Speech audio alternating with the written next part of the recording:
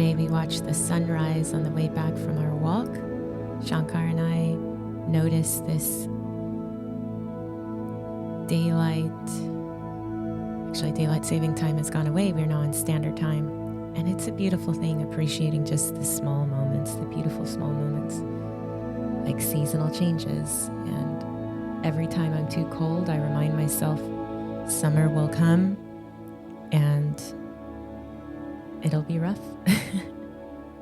And the same with winter, spring, fall. There's a season for everything, and enjoying and appreciating every bit of it, even as you're taking a walk, is definitely a mindful practice I encourage. The idea that even as a billionaire who credits communication as being one of the most important things he's ever done, I'm just going to play it so you can hear from himself, but I hope you can see the dots connect. I hope you can understand how the first person you should invest in with communicating is yourself. But then, especially when you're trying to do business, have that self-awareness as you communicate with yourself as the foundation for communication. Just start from within.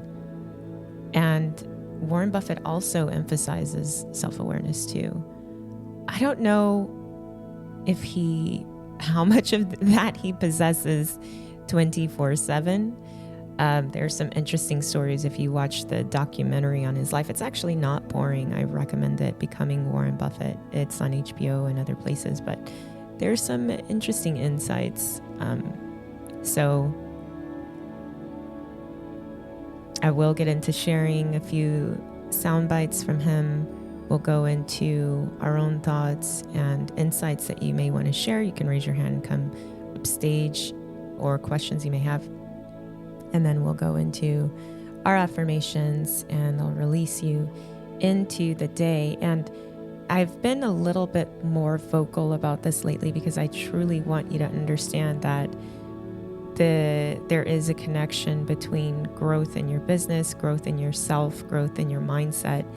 And that's why I want to highlight the 4-day Grow Challenge again. Even though it is the third day, you learned so much, and that's led by Shankar and Shanae.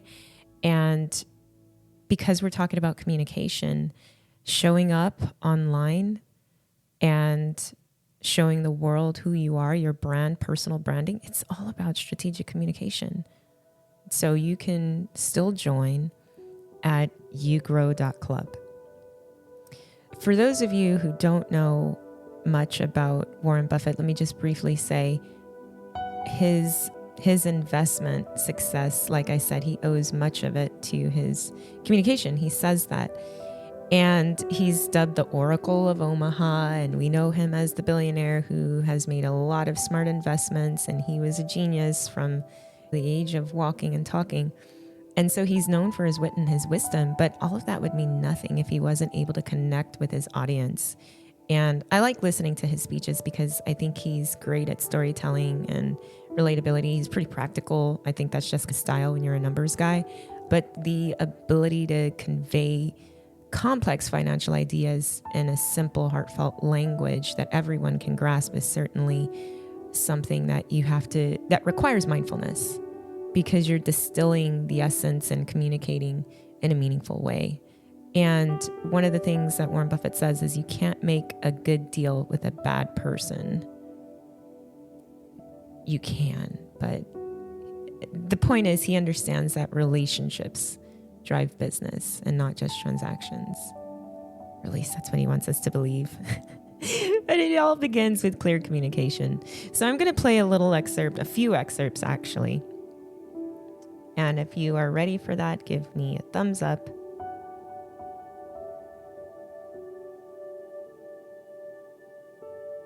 Awesome.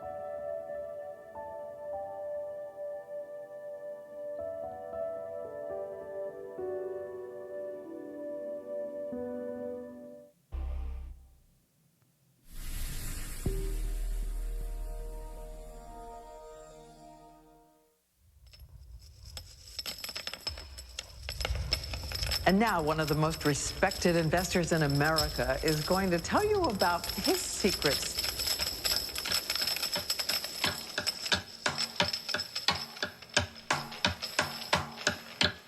Warren Buffett. It's the sound of money. $9.2 Warren billion. Buffett, the second richest man in America. He's estimated to be worth about $62 billion. It makes him the richest man in the world. Buffett is not exactly what you might expect.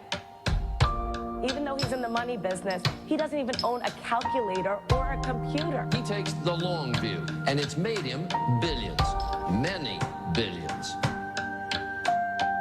Maybe you can beat the House, but I don't think you can beat Warren Buffett. Buffett filed his first tax return at 13 years old. But he's no average billionaire, Tom. No, he certainly isn't, Matt. He's a $44 billion average Joe. Warren Buffett has an approach that doesn't make him very popular with his fellow billionaires. Warren Buffett, the boy from Nebraska who grew up to become the Wizard of Omaha. What was it about him that allowed him to become the richest man in the world? How did he do it?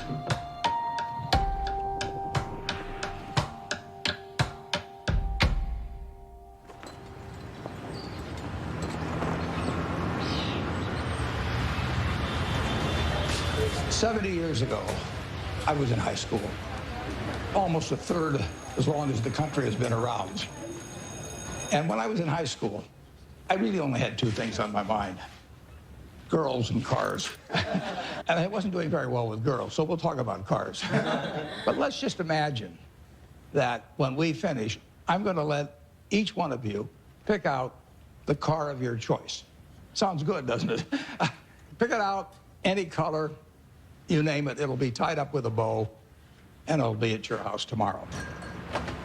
And you say, what's the catch? And the catch is that it's the only car you're going to get in your lifetime. Now, what are you going to do knowing that's the only car you're ever going to have and you love that car? You're going to take care of it like you cannot believe. Now, what I'd like to suggest, you're not going to get only one car in your lifetime, but you're going to get one body and one mind. And that's all you're going to get. And that body and mind feels terrific now, but it has to last you a lifetime.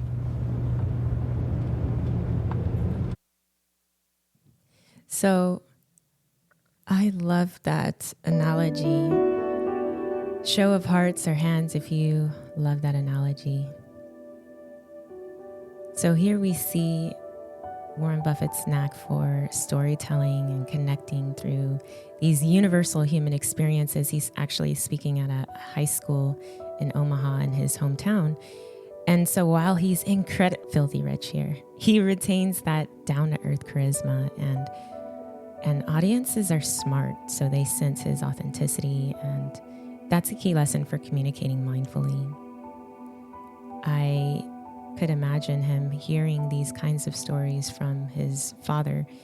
Again, if you're just here, just now joining, you can share this room. We're talking about the art of mindful communication and using Warren Buffett as an example, because as business owners, you need to be mindful. As entrepreneurs who are constantly needing to innovate, you need to create space to do that, and you need to have a good relationship with yourself, communicating with yourself, which means being aware, being mindful, taking the time to create space. I'm going to say that again. Take the time to create space. So there's clear communication with yourself, checking in. My mantra is to breathe deeply, observe your surroundings non-judgmentally, and what's happening to your thoughts, emotions, sensations. Check in with yourself, and then seek joy. Seek joy. I think strategic communication can be something that is developed. So again, I just want to remind you to go to the Grow Challenge, because now you have an opportunity to be very mindful of your communication and get good feedback from Shanae and Shankar, and learn about how to grow your brand and show up for people in a way that's authentic and that makes sense. Listen, if a billionaire can communicate with us in a way where it's like an average person, or we can all relate. There's always something we can learn about mastering communication and being mindful with it. So I want to play another clip. If that's okay with you, give me a thumbs up.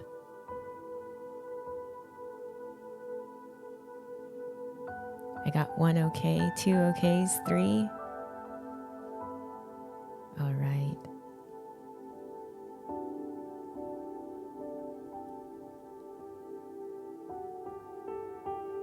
So this one is him talking about what he has on his office wall.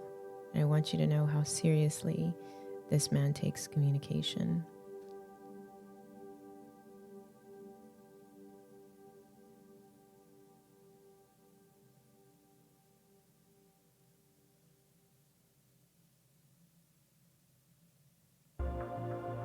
But it took her a little longer to figure out I was the boy.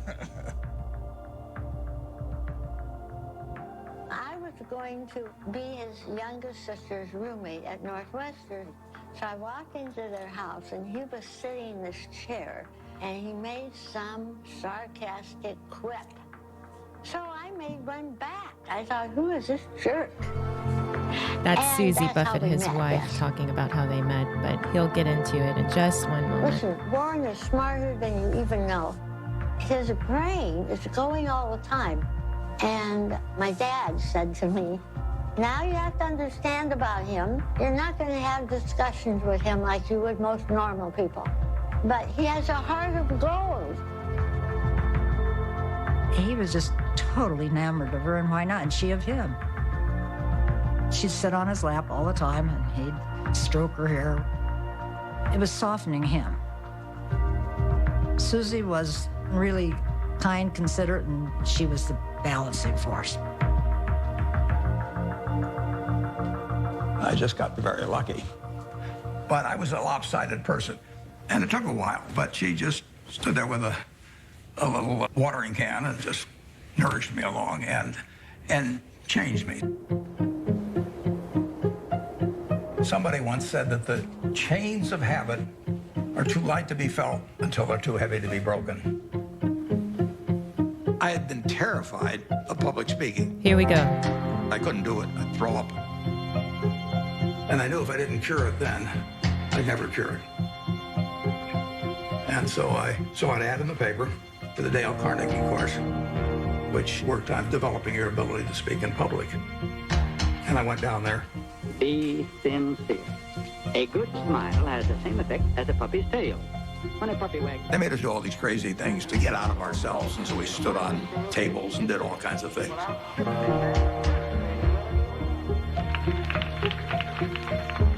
If I hadn't have done that, my whole life would have been different.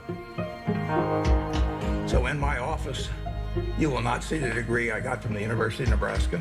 You'll not see the master's degree I got from Columbia University, but you'll see the little award certificate I got from the Dale Carnegie course. As a matter of fact, every week, the instructor would give a pencil to whoever had done the most with what we'd learned the week before. And so in the 4th or 5th week, I proposed to her mother, and she said yes. And so that week, I won the pencil, and I also got engaged. I mean, it was an incredible week.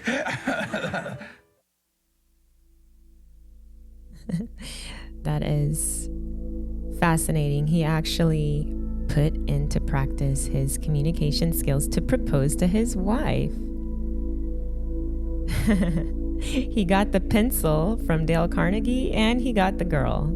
Show of hearts if you think that's pretty cool. But really, mindful communication. And it also provides a glimpse into the power of presence for relating well. And here we see these communication abilities literally being used in real time. And so you're going from these complex financial concepts through storytelling and relatable analogies. And also he's going to high schools and talking to them about their futures and the importance of taking care of one's body and mind, and gives us this throwback story of communicating, marrying his wife through this proposal.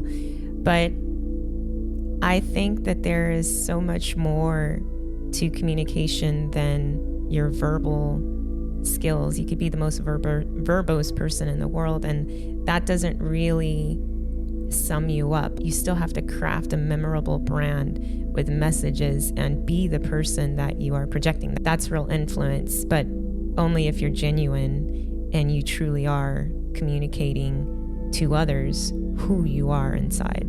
So that's why we practice mindfulness. That's why we really try to get in touch and stay aware constantly of how we are responding and instead of reacting to this world, because there's so many things that can throw you off balance. Sounds, even if you're very sensitive to sounds, that can really disrupt your state of being. You could be in a state of flow or peace and then hear a sound. If you don't gain the resilience to be able to snap back, you won't be able to move forward. And so think about all of the noise in your life. And I don't mean necessarily literal, but metaphorical. All of the noise that you have around you and how hard it is to focus when you have that. And think about the ways that you'll communicate better when you don't have. I know some of you who are parents and you have children and you're trying to have a call and you have got your bouncy bubbly kid in the back, or maybe a crying baby, or you have just it's hard to communicate, right? And we love them, but constant 24/7 things that draw your attention away, draw you away from the present. And you cannot always control your external factors, but one thing you can gain control over is your inner world. And to the degree that you're able to do this really well will also determine how well you communicate with yourself and with others. And just think about the difference between taking a phone call when you have a video game playing in the background, or you have your dogs running around, or you have the music blaring really loudly. Shankar likes to listen to television very on the Dolby speaker, and it shakes the floor upstairs. And so I have to be very mindful and just think, this is my signal that I should come downstairs because it's really late anyway. But be thinking about ways that you can become more aware and present when you're trying to craft and hone your communication skills and even thinking about your brand. But I'm going to open it up to you to talk about what are the ways that you get into a space where you're able to think and communicate. Where is the best place that you can put yourself before you go into a situation where you need to communicate either with a client or a vendor or team, or what kind of preparation do you do ahead of time so that you can maintain the art of mindful communication? Good morning, Andrea. Good morning. Well, first of all, I have to say that everything I have achieved in my life, I attribute it to communicating, especially when I came to the United States and I realized I have basically the ability to start a second part of my life, a new season in my life. I understood it's going to be very vital to speak the language, master the language. So I joined a Toastmasters club, which is a public speaking club. And that has really brought back so many important benefits. But to answer your question, I think it's always very important to understand who's your audience and how do they see you? What do they expect out of the interaction? It's important to speak clearly and learn the craft of the framework of an argument, a communication pattern. One thing that a lot of people are struggling with is the fear of public speaking. And even when it is in person, what is sometimes referred to as social anxiety. And we all have that to a certain degree. Who hasn't been at a networking event and there's the person in the corner whom you want to meet, and you just need to walk up to her and shake her hand and introduce yourself, but you just can't do it because there's this social anxiety part, right? Give me a thumbs, show of thumbs if you can relate to that.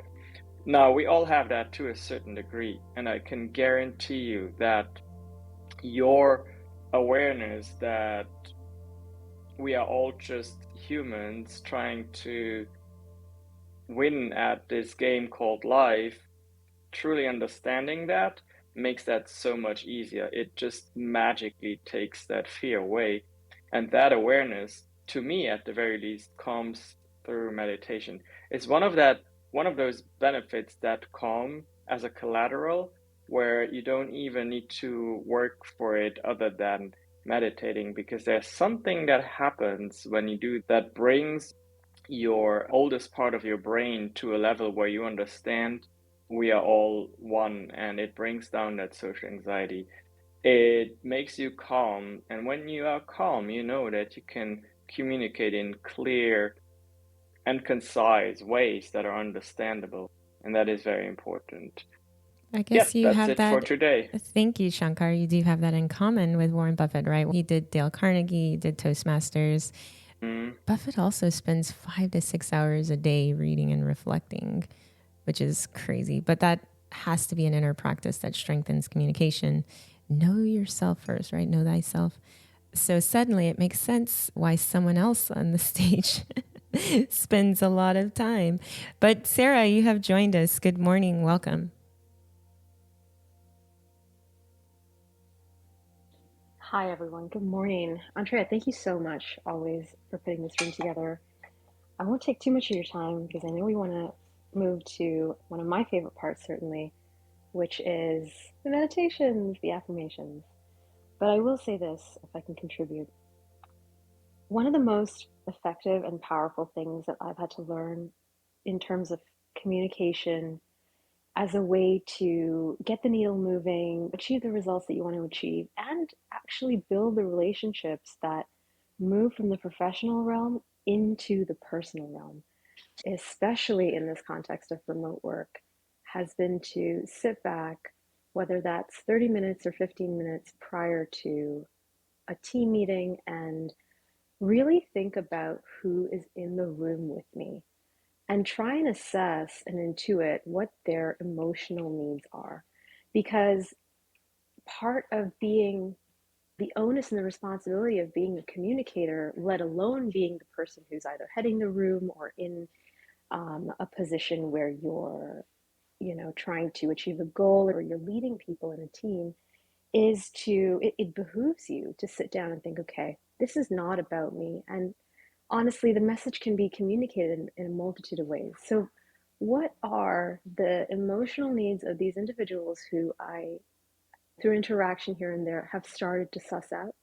And how can I then craft my message in order to meet those emotional needs and potentially get that message across in a much more effective way, so that they're not just receiving marching orders or action items or what have you, they're actually receiving something that they feel excited about, that they can take ownership of, that they know they have the creative liberty or the license to take those instructions and translate it. And honestly, once that communication, if that communication is able to do that, they're going to feel much more engaged. They're going to feel much more invested. It's now their baby. So you absolutely can craft communication and messaging in order to be able to do that. And I submit to you that really what it comes down to and starts with and has to start with is understanding who that person is that you're speaking to. What are their unique strengths and interests? What quote unquote language are they speaking? And then when you cultivate that awareness of that language mindfully, how can you then craft that message to start to bring those elements into it? And they'll latch right on and they'll take it and they'll fly. And I've seen it happen multiple times.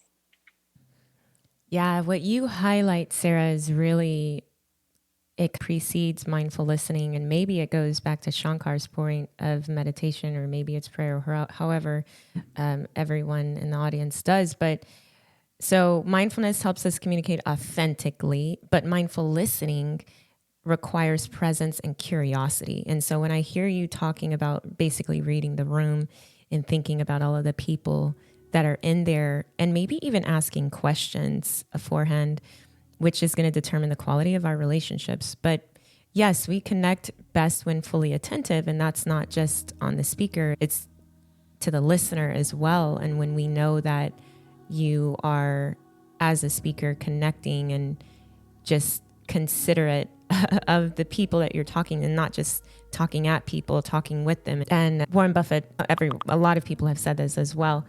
Communication is a dialogue, not a monologue. Listen first, speak later. Curb the desire to react and retort, and instead completely focus on understanding other perspectives before thoughtfully responding. And because we're in the mindfulness game, all of us here, and we desire to grow our businesses and to have really good relationships that go deep, I think to the latter point, when we're clear, we keep it simple and brief, and communicating concepts that anyone can grasp. That is the art of communication, because complexity confuses. And simple doesn't mean simplistic. But I think thinking of all of these things and thinking about the audience that you're speaking to, putting all of these things together really requires you to have a skill that you grow over time. So I hope that is of use, and these insights, I think, help me to think about, especially as leading a team and team of teams and speaking with various organizations, team leaders as well. I just love the idea that it all comes down to awareness. It all comes down to how conscious are you? Are you just speaking to speak, or are you truly conscious of what you're doing? I don't know, Shanae, if you have something that you want to add, but I will tell you, if you go to the YouGrow.club link, you can click my face, or you can go anywhere else. You can go to Shanae's, you can go to Shankar's, or go to YouGrow.club. You will have an opportunity to be very mindful about how you're communicating when you build your brand. So I'm going to say just a few more affirmations, since Sarah said that it is her favorite part. Thank you for joining us up on stage. Take a few deep breaths and repeat after me.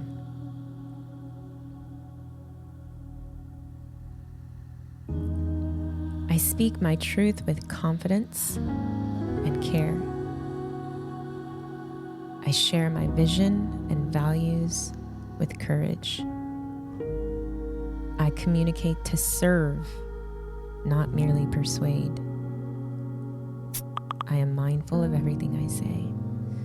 All right, Shankar, could you wrap us up? Sorry to be so quick. Absolutely. So I just want to say this is, first of all, can we all give Andrea a hand here, a virtual hand, because she is doing these excellent high quality rooms every morning. And I just cannot believe that the quality keeps increasing. Every morning she's there for us. Thank you, Andrea. Also, I'm just so privileged to be on stage with you all, and the excellent communicators that you are is really awesome. I also want to give a shout to Dr. Roger in the audience, Roger Mochigemba, who also is a physician who really values communication. He has an event today at 2:30 Central Time where he talks about his time in the Navy, so click his face if that is of interest to you. Last but not least, if we haven't convinced you by now that your ability to communicate and create content is important, the proof is in the pudding here with this amazing series of morning talks, then I don't know what. Please just go to YouGrow.club and give yourselves the chance to learn from all of us here on stage. Thank you, Andrea. This was a wonderful session. Thank you so much. And thank you to everyone. We are mindful, we are grateful, and honor you for honoring us with your time. You could have been anywhere. You still chose to be here this morning. Hope the rest of your morning goes really well. We'll be back here, same bat time, same bat channel, 7 a.m. Central Time, right here, LinkedIn audio event. We'll see you tomorrow, and have a mindful day. And don't forget to go to YouGrow.club. It's not too late. See you there in half an hour. Bye-bye.